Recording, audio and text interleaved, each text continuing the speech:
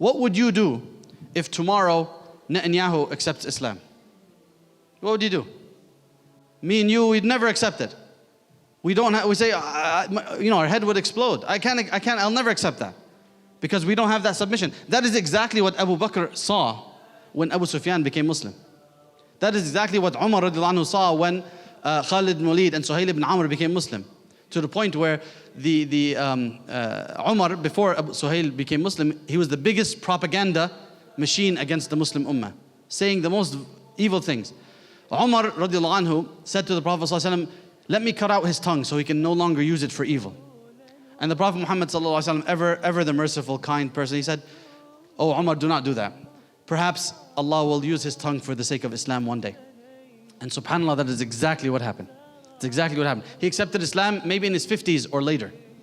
His sons all accepted Islam before him, many years before him in fact.